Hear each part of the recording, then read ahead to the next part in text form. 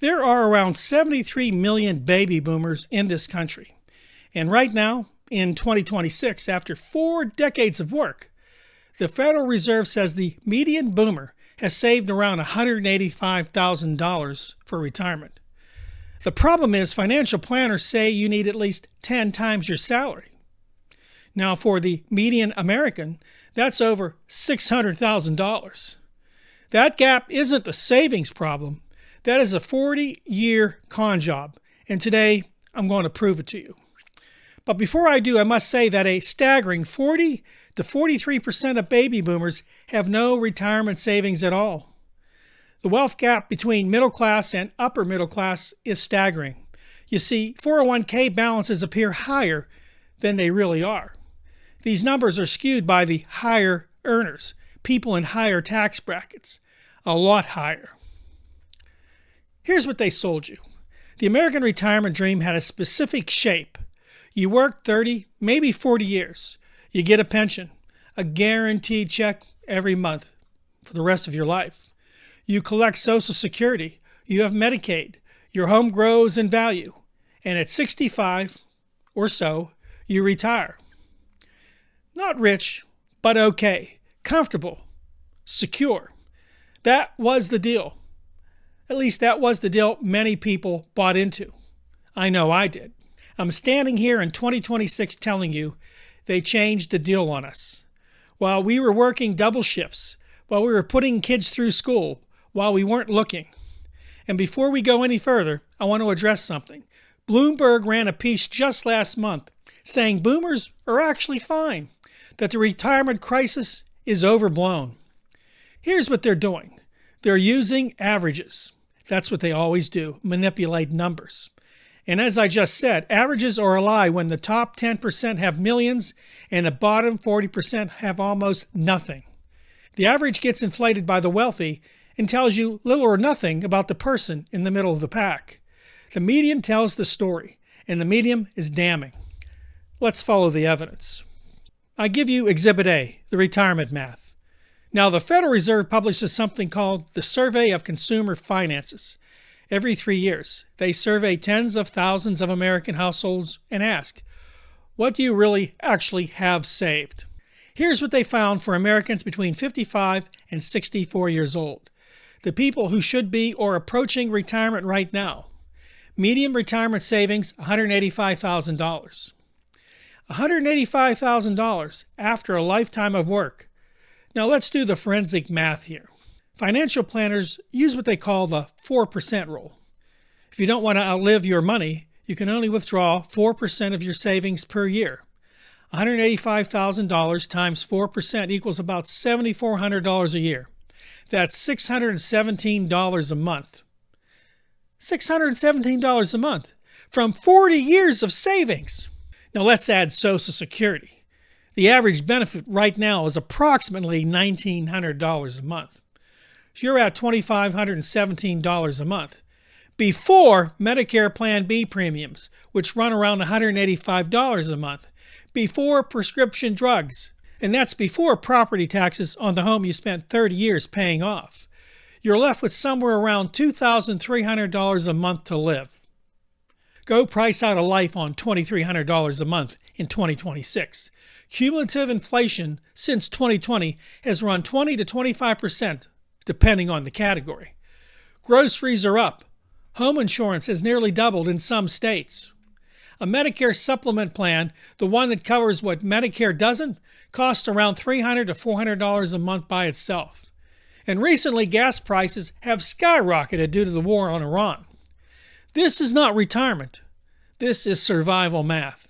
This piece of paper, the Social Security statement they mail you, doesn't prominently tell you something the Congressional Budget Office confirmed 6 weeks ago.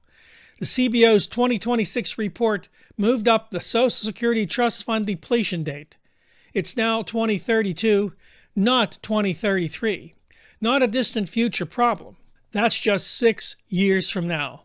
If Congress does nothing, and they have done nothing on this for 30 consecutive years, benefits get cut. The CBO projects a cut of 20 to 23%. Your $1,900 a month becomes $1,470 a month. Run the math again. Your $617 from savings, $1,470 from Social Security, minus Medicaid, minus supplements, minus prescriptions. You could be living on $1,700 a month by 2033 in an economy where 2026 prices haven't even finished climbing yet. I want you to sit down with that number for a moment. Now, I know exactly what some of you are thinking. David, I saved more than $185,000. I beat the median. Maybe you did. But here's the question I need to ask you. How did you accumulate that money? Because the answer reveals the second piece of evidence. And this one is about a structural betrayal that started before most of you realized anything was being taken. Exhibit B, how the pension was taken. I need you to remember a year, 1978. That's when Congress passed the Revenue Act of 1978. Buried inside that bill, Section 401k. No one announced it as a revolution. It just quietly passed. Before that, if you worked for a major American company, General Motors, U.S. Steel, AT&T, IBM, you received a defined benefit pension, backed by federal insurance. You didn't have to pick funds. You didn't have to time the market. It was a promise, and companies were legally obligated to keep it. Here's what happened next. And the timing is the evidence. In 1979, roughly 38% of private sector workers had defined benefit pensions. By the late 1990s, that number was collapsing. Today, fewer than 12% of private sector workers have a pension. Companies didn't cancel pensions overnight. They were too smart for that. They quietly stopped offering them to new employees. Then they pushed 401ks as the modern alternative. More flexible, they said. You're in control of your future, they said. What they didn't tell you, you are now absorbing all the investment risk yourself. Now here's where the timing becomes proof of a con. If you were born in 1955, the heart of the baby boomer generation, you entered the workforce in 1977, exactly when the pension was being dismantled. You may have started with a pension promise that was later converted, or you got a 401k from day one, and you were told that it was just as good.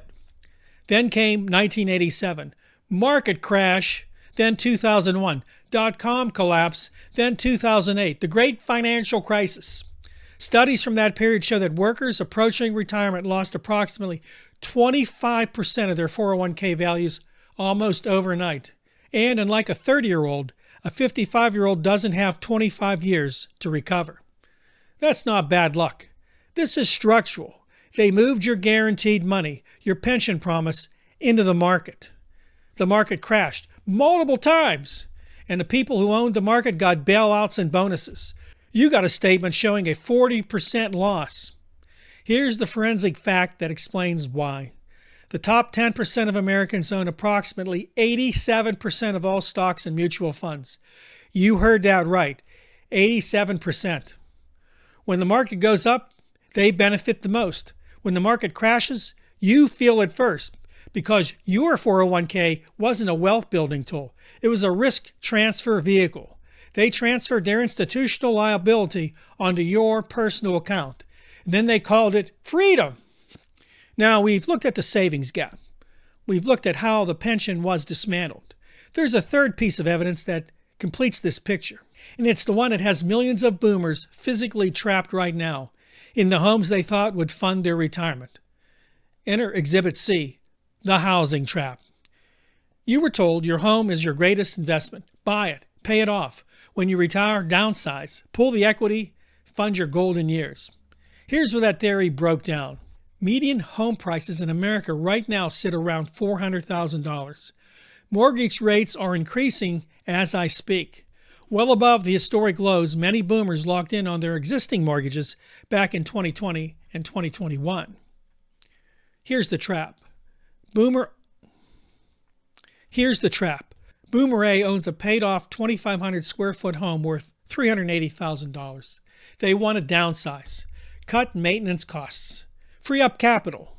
They find a 1,200 square foot condo at $270,000. Let's do the math here. Closing costs on both transactions, typically 6 to 8% combined. Moving costs, potential capital gains taxes on the sale. After all that, the net equity they actually free up might be around $80,000 to $100,000. This is not a retirement fund. This is a 2-year buffer. And for the roughly 20% of boomers who are renters, they never have home equity at all. They're facing rent inflation that has made affordability in most American cities a memory. This is the housing trap. You can't afford to sell because the math doesn't pencil. You can't afford to stay because maintaining a large home on a fixed income is draining your cash reserves. And the market isn't giving you the clean exit you were promised. Washington gave you a 30-year mortgage interest reduction and told you home ownership was the American retirement plan. But they didn't give you a workable exit when the home became an anchor instead of an asset. So who designed this? Here's my theory. Hold it up against everything we just talked about and decide for yourself if it holds. The pension shift was sold to you as worker freedom, but follow the money. When companies had defined benefit pension obligations, they had legal liability. They had to fund those pensions. They had skin in the game, your game. And they shifted to 401ks. That liability transferred to you and me. And the financial industry stepped in to manage your 401k for a fee. Every year, rain or shine, bull market or crash, that fee structurally generated billions for Wall Street, regardless of whether your account went up or down. The Federal Reserve ran near zero interest rates from 2008 to 2022. Many of you remember that. 14 consecutive years.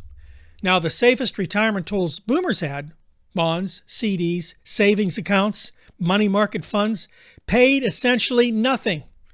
You were quietly pushed into equities, into risk assets, at the exact stage of life when every financial rule says you should be reducing risk, not increasing it.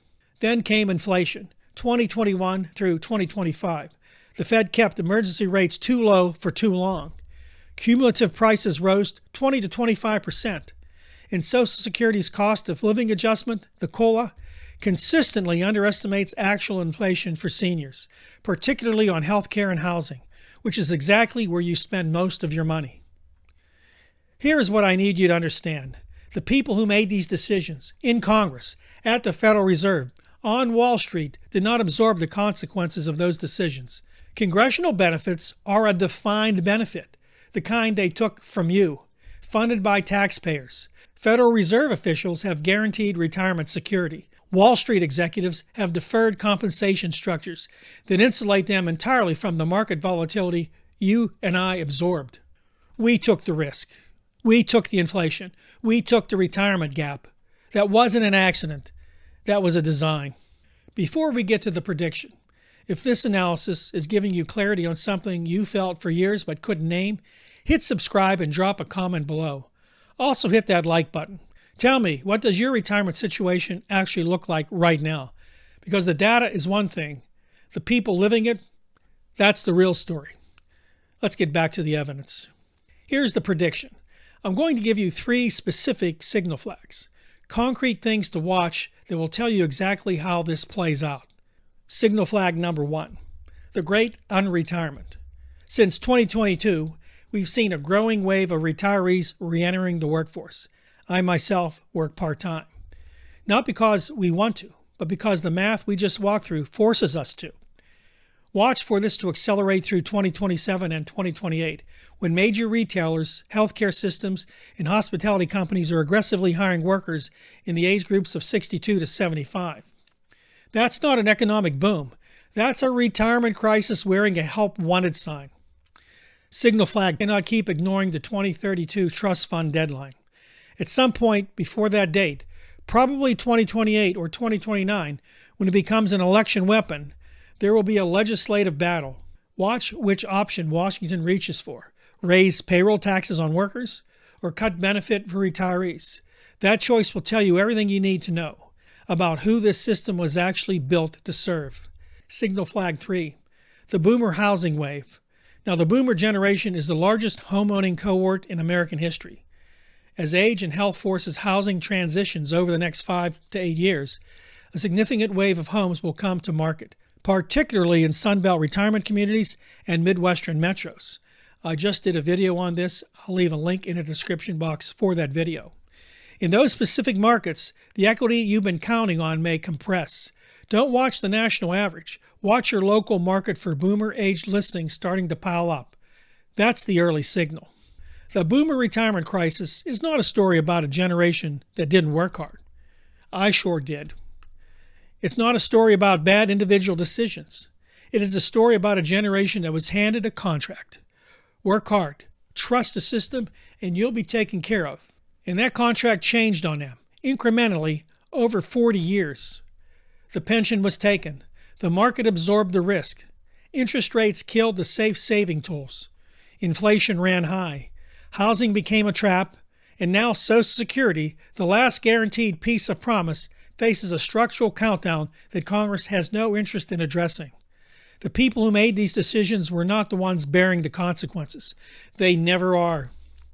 You follow the rules. You showed up for decades. You trusted the deal. The forensic math says the deal didn't hold up its end. That's not your failure. That's not my failure. That's the system's failure and those who created the system. And it's time we called it exactly what it is. This has been Clear Signal. Please subscribe and like this video. And if you know someone living it right now, share the video with them. Because this story deserves to be heard by the people it's actually happening to. I'll see you next time right here on Clear Signal.